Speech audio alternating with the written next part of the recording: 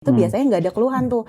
Nanti pada saat kita rekam jantung, kita lakukan pemeriksaan treadmill gitu ya, itu kelihatan di situ. Walaupun nggak ada keluhan sama sekali kan. Kalau mungkin masyarakat awam gitu kan, kalau kita minta cek nadi, nggak paham tuh mana yang teratur, mana yang enggak. Mungkin kalau pas melakukan medical check up gitu, baru tuh kelihatan tuh, oh ternyata ada ya, ternyata masalah di jantung, padahal nggak ada keluhan apa-apa gitu. Nah,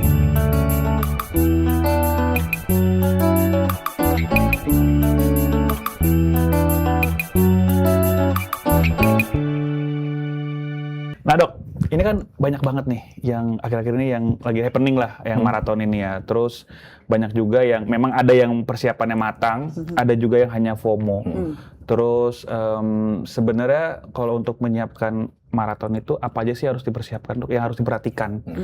Oke, apalagi yang baru pertama kali gitu ya. Yang pertama kali pasti harus dimulai dulu, dicoba dulu nih dari yang ringan-ringan dulu. Jadi kan biasanya orang mau langsung ikut yang ya oke lah kalau 5K, 10K gitu ya. Ada yang mau langsung yang half gitu ya, ada yang full juga gitu. Nah, nggak disaranin sebenarnya yang kayak gitu. Jadi dimulai yang ringan-ringan dulu kategorinya. Jadi bisa mulai dari yang 5K dulu atau yang 10K, tapi tetap dalam 1 minggunya itu udah mulai dilatih gitu. Dicicil ya dok ya? Iya betul, latihnya dari yang ringan-ringan dulu. Misalnya mau long run dulu, misalnya awalnya di 3 kilo gitu. Nah nanti baru bisa yang bertahap gitu ke kategori yang lebih panjang lagi. Oh gitu. Dok, kalau semisal dok, ada orang yang punya penyakit tertentu, misalkan jantung atau misalnya punya penyakit ginjal atau penyakit lainnya, masih punya harapan nggak sih dok untuk mereka tuh untuk bisa ikutan lari gitu juga dok? Atau sebenarnya harus ada konsultasi dulu dengan dokter terkait supaya untuk menyarankan dia boleh atau enggak untuk berolahraga atau lari ini dok? Oke, jadi kalau untuk yang pasien-pasien gitu ya, untuk yang dia mau untuk olahraga apapun gitu ya, nggak cuma maraton aja, memang disarankan untuk melakukan pemeriksaan terlebih dahulu gitu, terutama untuk jantungnya gitu. Jadi pasien dengan hipertensi, pasien dengan gula, diabetes mellitus, atau pasien yang memang ada riwayat jantung juga, jantung kan macam-macam ya, ada masalah di penyumbatan jantung kah, atau ada masalah di masalah irama jantung. Nah itu memang harus melakukan pemeriksaan jantung dulu, iya gitu. Jadi terutama tuh treadmill. Kenapa? Karena dengan pemeriksaan treadmill itu kan jantung dipacu ya. Nah dengan treadmill itu kelihatan tuh ada nggak sih irama-irama yang nggak normal. Iramanya memang irama sumbatan atau irama yang lain di luar sumbatan gitu. Nah dok, kita kan berkaca dari mungkin cuaca juga di Jakarta lagi yang panas banget ya. Apakah itu jadi pemicu juga dari si henti jantung tersebut? Betul, itu pengaruh juga. Ada namanya kondisi heat stroke ya, gitu. Jadi kondisi tubuh yang memang secara normalnya dengan kita beraktivitas berolahraga itu memang kayak suhu inti tubuh kita gitu meningkat gitu. Nah itu dipengaruhi juga dari suhu dari luar gitu. Jadi bisa memperparah juga, dan itu pengaruhnya bisa ke irama jantung gitu. Oh gitu. Dok, gimana sih dok caranya kita mengetahui bahwa di tubuh kita tuh ada kayak semacam pertanda bahwa kita ada sesuatu yang harus kita periksa? Kan ada yang orang yang bilang kalau misalkan mau ikut acara maraton, half maraton atau 5K atau 10K, pemeriksaan dulu, baru habis itu daftar. Ada orang juga, udahlah orang kagak ada rasanya, udah lari aja dulu, ntar kalau ada apa-apa pas lari baru lu periksa gitu. Nah salah tuh yang kayak gitu ya. dok. Nah ini kita harus nanya ke dokter dia nih. Jadi nggak boleh ada keluhan dulu baru melakukan pemeriksaan, apalagi mau langsung yang half maraton, full maraton itu kan berat banget ya gitu. Jadi belum pernah lagi sebelumnya misalnya kuat-kuat aja dok, kok 5K aman, 10K aman, langsung mau full maraton tanpa melakukan pemeriksaan terlebih dahulu. Karena penyakit-penyakit jantung, penyakit hipertensi itu kan nggak ada gejala sama sekali. Nah tahu-tahu nanti misalnya dengan kita berolahraga kan jantung kita terpacu juga tuh gitu ya, denyut jantung pasti lebih tinggi gitu ya. Ada kondisi dehidrasi karena kan cuaca yang panas gitu kan, tadi kondisi heat stroke itu juga mempengaruhi gitu irama jantung kita. Nah tiba-tiba ada kejadian nanti pas lagi olahraga ya langsung berat nanti gitu. Jadi jangan sampai ada keluhan baru melakukan pemeriksaan gitu. Nah dok, ini kan nggak hanya lari aja ya, tapi banyak beberapa olahraga atletnya, entah itu sepak bola, basket, yang tiba-tiba henti jantung di tengah lapangan. Itu karena intensitasnya emang tinggi banget, atau emang mungkin dia udah ngerasain tapi ya udah ntar aja lah, gue nggak mau cek dulu. Apa menyepelekan ini medisnya? Gejalanya gitu ya. Gejalanya. Jadi memang paling sering itu kita nggak lihat dari jenis olahraganya, memang gitu. Biasanya ada mungkin ada riwayat gitu. Terutama yang kalau pada olahraga itu riwayat aritmia, kita sebutnya irama jantung, masalah di irama jantung. Nah itu biasanya nggak ada keluhan tuh.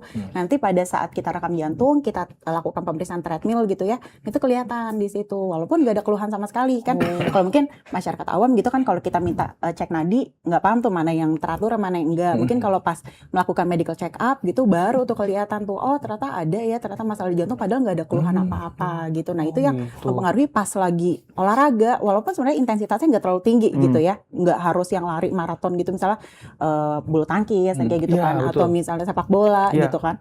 Nah itu bisa jadi berat juga gitu karena ada masalah yang tidak diketahui sebelumnya. Oh gitu. Nah ada juga nih yang terbaru kemarin di bola ini dok ya, aku agak geser sedikit. Ada yang dia pernah kolaps, terus akhirnya main lagi. Kemarin terakhir bulan ini dia kolaps lagi. Nah itu dari pandangan medis apakah maksudnya dia pernah kolaps sekali nih terus diperbolehkan lagi main, apakah itu aman dok? Tergantung penyebabnya. Kalau memang misalnya kolaps akibat irama jantung, seharusnya sih nggak boleh ya.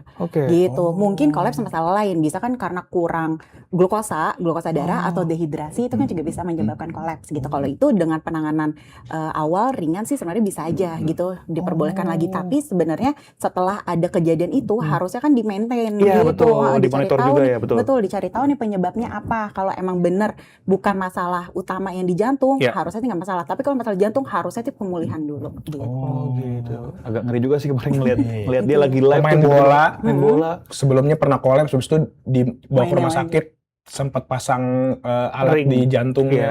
Tapi habis itu dia diizinkan main bola lagi. Bisa main bola. Nah kemarin kemarin kolaps lagi. Cuma udah normal, udah penanganannya. Mungkin di sana kan pensiun aja kali ya. Nah ini dokter Lia nih ada kan belakangan ada orang-orang yang disebut sebagai pelari culture. Beli sepatu mahal banget, beli perlengkapan baju. Terus kadang-kadang juga ada ini dok, jam tangan smartwatch yang katanya bisa untuk mengecek pacu jantungnya.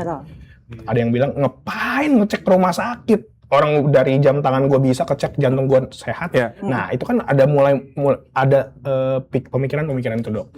Sementara ada yang bilang juga jam tangan ya fungsinya sebagai jam tangan. Mungkin memiliki fitur-fitur tertentu, tapi mungkin belum tersertifikasi untuk kesehatan. Nah, untuk mengubah pandangan itu dok, dari dokter sendiri pandangannya seperti apa dok? Sebenarnya kalau dengan yang jam tangan itu sebenarnya membantu karena kita kan punya, kita sebut batas maksimal heart rate kita di jantung kita. Nah itu kalau mau dirumusin, rumusnya itu 220 dikurang usia kita. Nah itu maksimal tuh gitu ya. Di segitu tuh kita, jadi maksimal kita bisa lihat tuh, denyut jantung saya udah segitu. Nah harusnya udah dibatasin, misalnya denyut jantungnya maksimal di 180.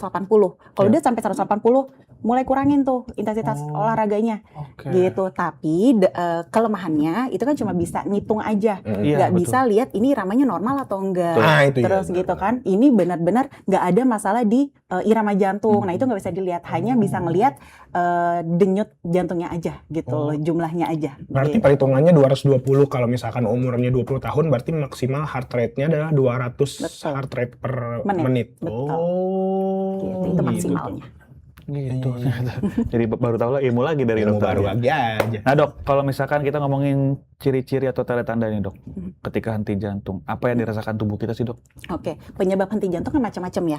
Bisa dari irama jantung atau bisa dari penyumbatan di pembuluh darah jantung. Kalau dari irama jantung biasanya pasien ngerasa jantungnya berdebar cepat tuh. Gitu, itu berasa banget. Kalau kita bayangin normalnya denyut jantung kita itu 60 sampai 100. Normalnya dok? Normalnya. Kita bisa bayangin kalau denyut jantung kita 200. Nah itu kayak apa tuh rasanya? Gak nyaman kan pasti. Nah itu yang dirasakan, jantung berdebar, sesak nafas gitu. Kalau misalnya dia ada penyumbatan di pembuluh darah jantung, keluhannya lebih ke nyeri dada gitu. Tapi nyeri dadanya nyeri dada khas jantung. Sampai orang tuh megang dadanya sakitan itu dok. Nah itu kalau khas jantung seperti apa dok? Kalau sakit yang khas? Khas jantung gitu ya. Nah itu keluhannya kan kalau orang biasanya bisa nunjuk nih nyerinya di mana kalau kita tanya gitu. Biasa ditunjuk. Betul. Nah kalau nyeri dada yang khas jantung itu biasa nggak bisa ditunjuk. Gitu. Rasanya nggak tahu dok, nggak nyaman aja di dadanya. Dadanya kayak kehimpit. Gitu. Terus kalau disuruh tunjuk nggak paham, seluruh dadanya aja nggak nyaman. Terus bisa terjadi penjalaran ke lengan kiri, ke rahang. Itu gitu. Rasanya pegel atau rasanya apa dok? Rasa kayak tertimpa, kayak kehimpit gitu. Jadi nggak bisa napas, nggak bisa ngapa-ngapain, nggak enak aja gitu rasa dadanya. gitu. Berarti awalnya di rasanya. dada terus malah menjalar kemana-mana gitu. Betul, Dok? ada penjalaran. Berarti kalau misalkan udah mulai ada pertanda seperti itu, udah harusnya langsung ke emergency ya dok Iya, ya? harus Iya, aware, iya. udah langsung stop olahraga. Nah kalau misalkan kita melihat itu dok, misalkan kita lagi lari, misalkan bareng sama orang atau misalkan jogging kayak misalkan CFD, terus tiba-tiba ada orang yang mulai merasa sakit.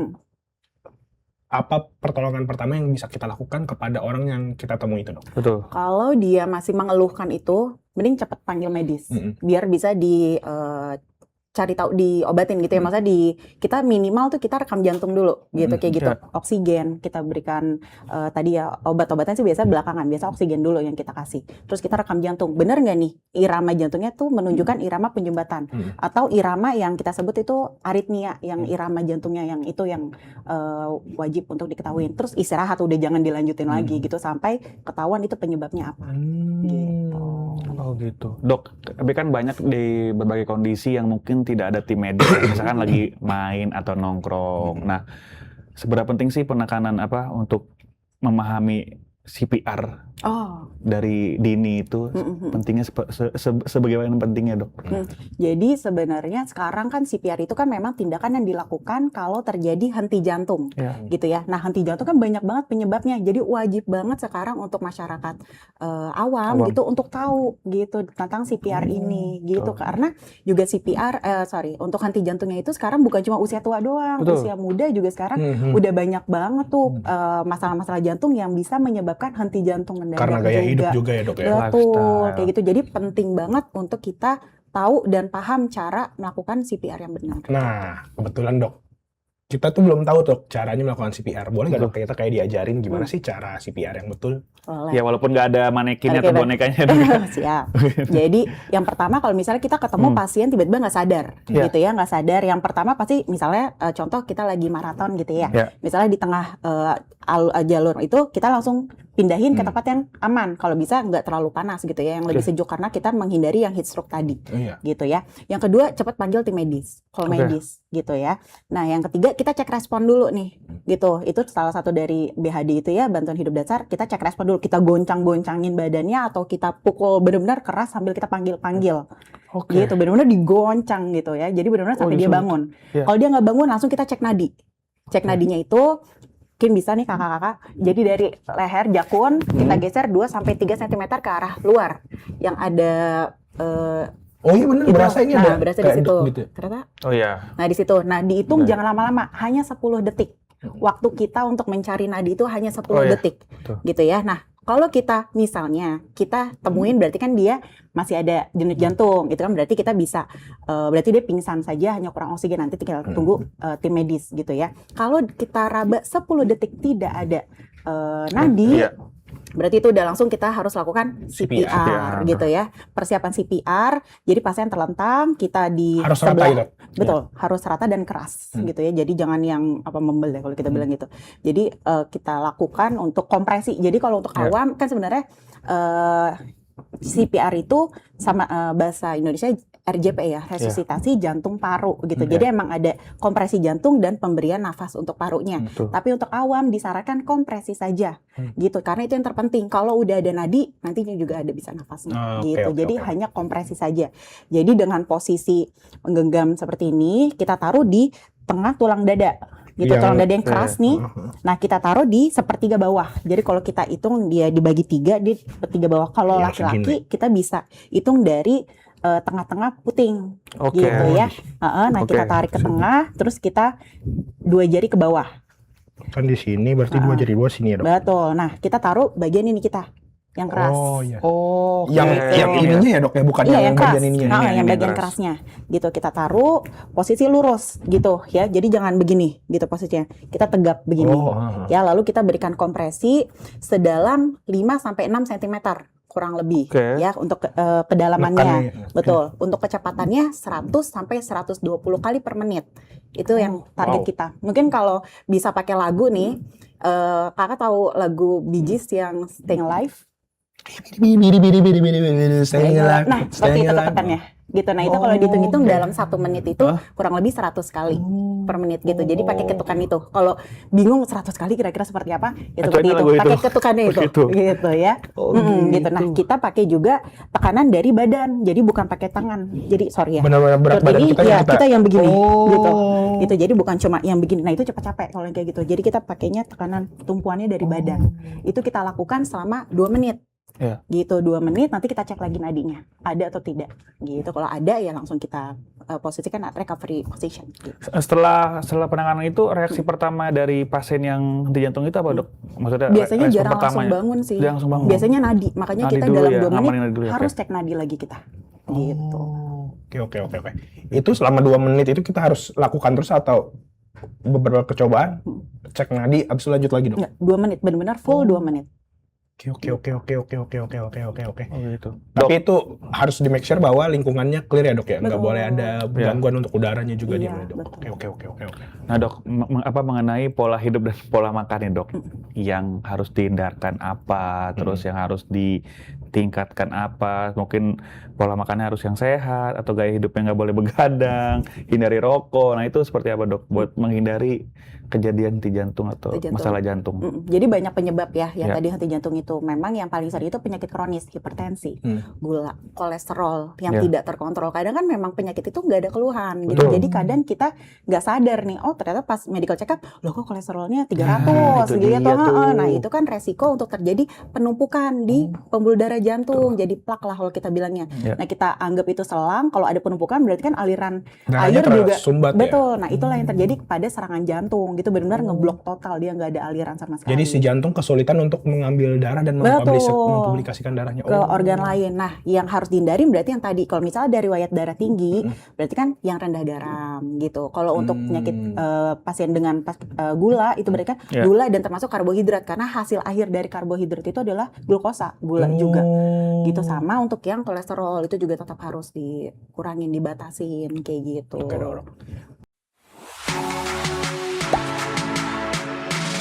Gak sempet baca? Dengerin aja, klik icon text to speech di okezone.com.